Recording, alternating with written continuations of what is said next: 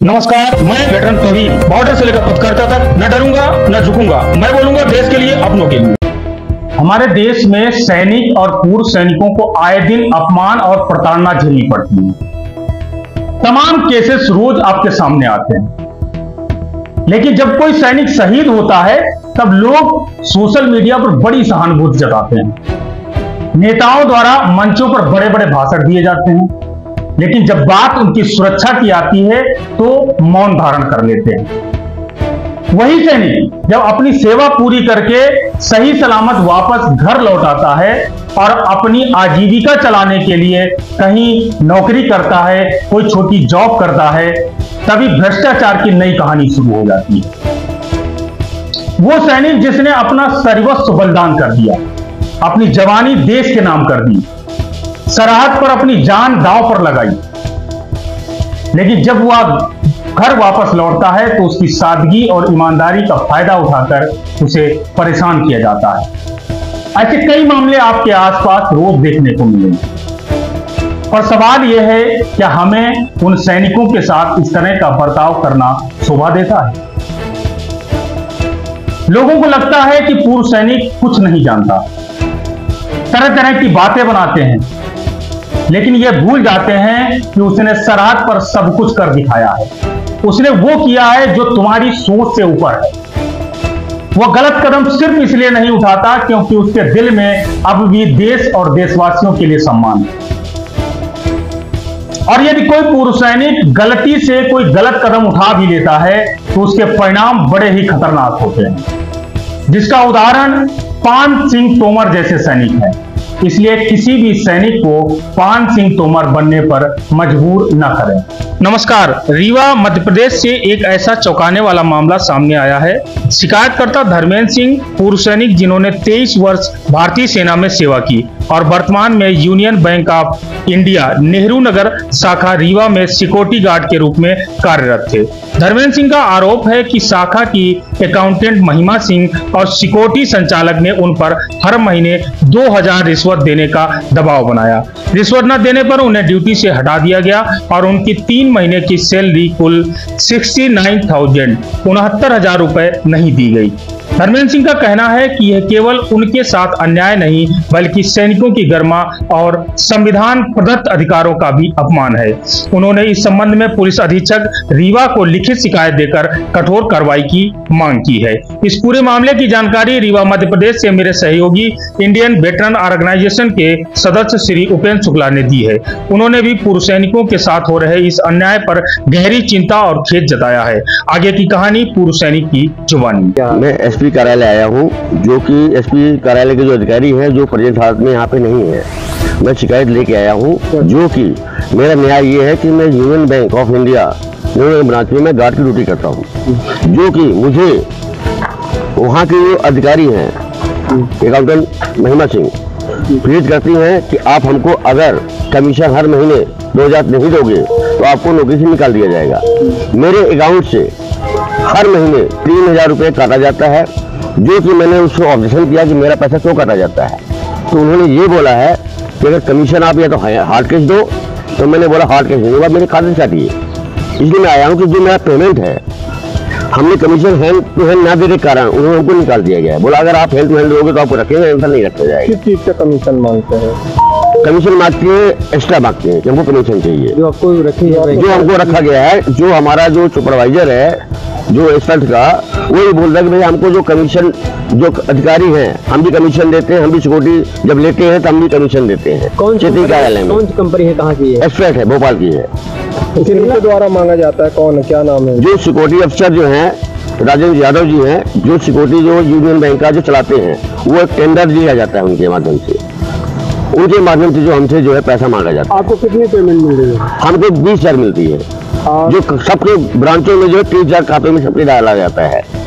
Starting से आपको ये दिक्कत आ रही है? स्टार्टिंग में पहले उनको 22,000 डाला है, 1,000 काट लिया गया है, इसके बाद हमारे को 20,000 दिया जाता है, जो कि सैलरी हर ब्रांच में उसको छानबीन किया जाए कि हर गार्डों की सैलरी मिली जाती है।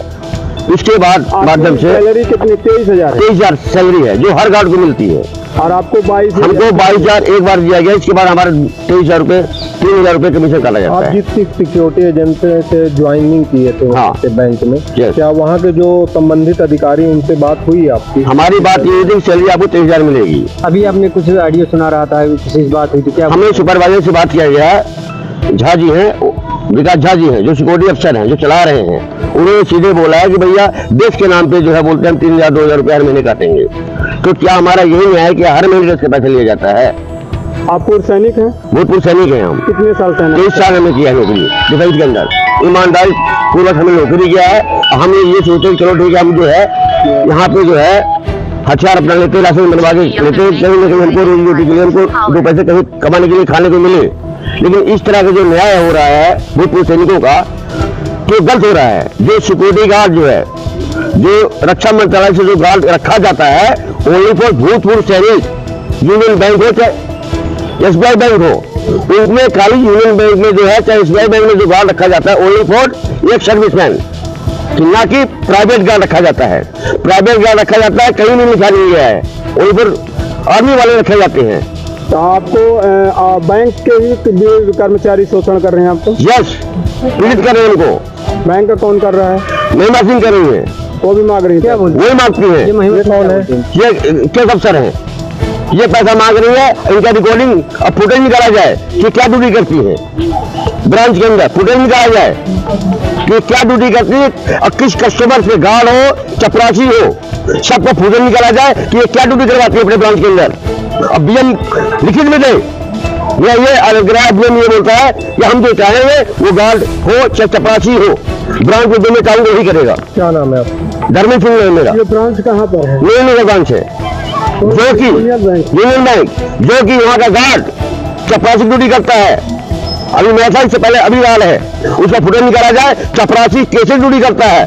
कहाँ करता है? क्या गार्ड तो ऐसे किसी गार्ड जो है पासबुक प्रिंट करता है, फार्म भरता है, हर काम करता है, गेट खोलता है, बंद करता है। गार्ड की ड्यूटी जो है उनको पता नहीं गार्ड क्या है। घर में भी काम करवाते हैं अपने पर्सनल घर में? हाँ, गार्ड जाते हैं, हमने मना कर दिया, हम नहीं जाएंगे घर में नहीं जाएंगे ना, आप ड्राइविंग करेंगे, डायरेक्ट ड्यूटी नहीं करेंगे हम। चलिए, क्या चाहते हैं? हम नया चाहते हैं कि फुटेज निकाला जाए कि वहाँ के अधिकारी जो हैं, गार्ड हो चपरासी हो, उनसे क्या ड्यूटी लिया जा रहा है, ये छानबीन किया जाए। यही मेरा SP साहब से निवेदन है कि जो वहाँ के अधिकारी हैं उनका फुटेज निकाला जाए, उनका हर चीज छानबीन की जाए कि वहाँ के जो कर्मचारी हैं क्या ड्यूटी करते हैं। बस हमको यही निवेदन है। स्टार्टिंग में हमने सोचा कि हो सकता है यूनिफॉर्म का आपने अगर काटा होगा। कौन सा कट रहा था ना, अभी भी कट रहा है यूनिफॉर्म का। मैंने क्या बोला सर, हमने सोचा कि चलो ठीक है, आपने सहयोग दिया है, 2,000 रुपये आपने देश का सही काटा होगा आपने। 4,000 रुपया यूनिफॉर्म का कटता है। कितना? 4,000। 4,000 करता है। हाँ, तो आपने बताया कि 4,000 करता है। आपने हमसे पूछा था कभी? हमने हाँ? आपने बोला मैं आपको रखे नहीं है, हाँ। आपने बोला मैं आपको रखे नहीं है। जो कंपनी जो एम्प्लॉय का सैलरी बनेगा उसका सैलरी का कटेगा पैसा। जब आपने बोला कि आप उन्हें रखे नहीं कार्ड में है, हमने तो रिजनल के ऊपर रखा था किसी कहने से। हाँ, तो आप ये बताइए, आप हमको रखे नहीं तो हमको सैलरी क्यों दे रहे हैं बताइए। तो आपने अटेंडेंस हमको आप अपने नाम से क्यों दिए? हम नहीं दे सर, जब हमको भेजा गया है, आपके डॉक्यूमेंट मांगा है मेरा, मैं अपना डॉक्यूमेंट आपको दिया हूँ, और आपको डॉक्यूमेंट देने के बाद हमको आप रखे हैं।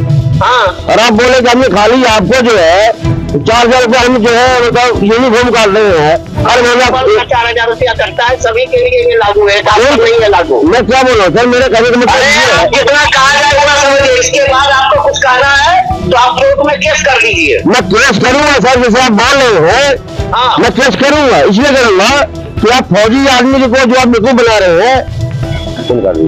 ये मामला केवल धर्मेंद्र सिंह का नहीं है, यह उस हर पूर्व सैनिक का सवाल है जिसने देश की रक्षा के लिए अपनी जवानी कुर्बान की और अब भ्रष्टाचार और अपमान का शिकार बन रहा है।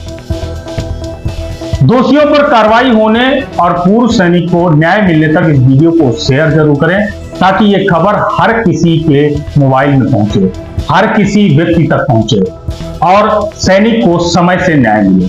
मैं बोलूंगा देश के लिए, सच के लिए। जय हिंद, जय भारत। मिलते हैं फिर किसी ऐसी नई रिपोर्टिंग।